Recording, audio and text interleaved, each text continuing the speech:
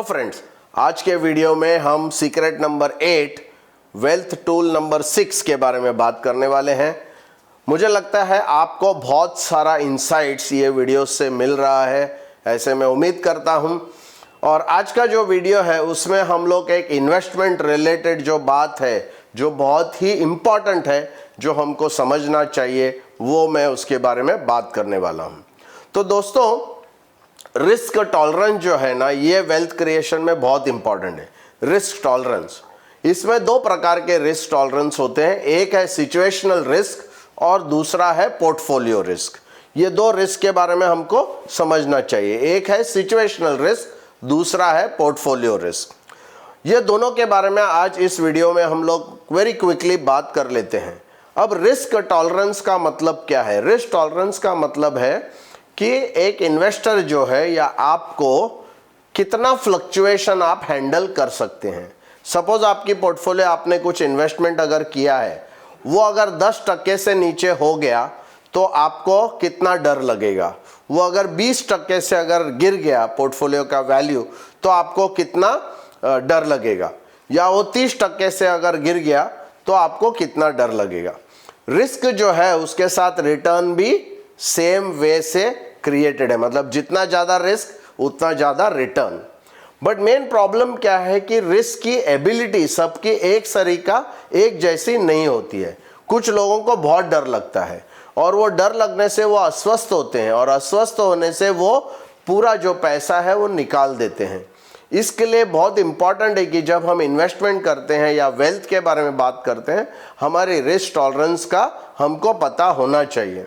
तो नॉर्मली बहुत सारे टूल्स ऑनलाइन अवेलेबल है जिसमें रिस्क टॉलरेंस को हम कंजर्वेटिव, मीडियोकर, फिर बहुत ही जो ज़्यादा रिस्क रहता है तो वैसे कंजर्वेटिव बेसिस से शुरू होता है जो लो रिस्क, और वैसे करके उसका हाई रिस्क का जो एक टेस्ट आप ले सकते हैं, और वो टेस्ट लेने के बाद उसी प्रकार के इन्वेस्टमेंट में आपको इन्वेस्ट करना चाहिए जो आपका रिस्क प्रोफाइल है।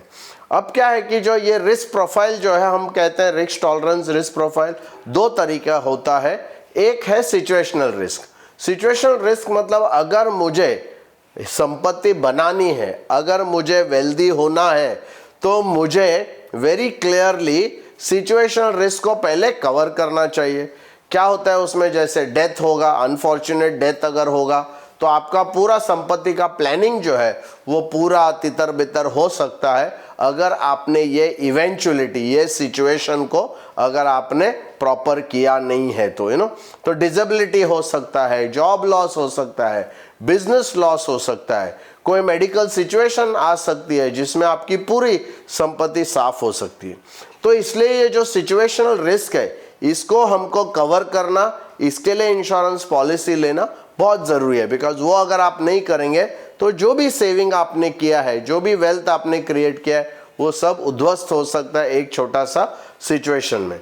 ये जो टॉलरेंस है, जैसे मैंने कहा, कंजर्वेटिव से लेके एग्रेसिव, हाईली एग्रेसिव हो सकता है, कंजर्वेटिव हो सकता है। तो ये जो रिस्क प्रोफाइल है वो आपको देखना ज़रूरी है, और उसके हिसाब से आपको इन्वेस्टमेंट करना है। तो portfolio risk, generally portfolio risk ऐसा होता है कि उसमें टाइम हॉराइजन रहता है। मतलब अगर आपको इन्वेस्टमेंट या जो भी पैसा आप इन्वेस्ट कर रहे हैं, वो अगर 6 महीने में चाहिए, तो फिर आप हाई रिस्क में नहीं जा सकते। भले आपका टॉलरेंस रहेगा तो भी आपको टाइम हॉराइजन के हिसाब से वेरी लो रिस्क, मतलब जिसमें रिस्क ऑलमोस्ट ज़ीरो है, वो करना पड़ेगा। जैसे आपका अगर टाइम हॉराइजन 2 से 4 साल है तो थोड़ा सा और हायर लेवल स्लाइट थोड़ा रिस्क आप ले सकते हैं। वैसे 5 साल से 10 साल, 7 साल, 8 साल अगर है तो थोड़ा और हायर रिस्क ले सकते हैं।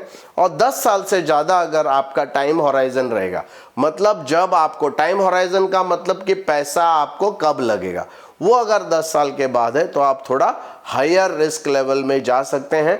तो ये अगर आप प्रॉपर प्लानिंग करेंगे, ये टूल क्या बोलता है कि आपका ये पूरा रिस्क का जो है वो आपको मैनेज करना पड़ेगा।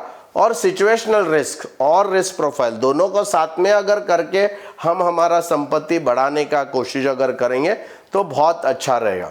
दोस्तों, अगर ये वीडियोस आपको पसंद आ रहे हैं तो प्लीज़ हमारे चैनल को सब्सक्राइब कीजिए, ताकि आपको हमारे ये वीडियोस मिस ना हो जाए। और प्लीज़ ये वीडियो को लाइक भी कीजिए। Thank you very much.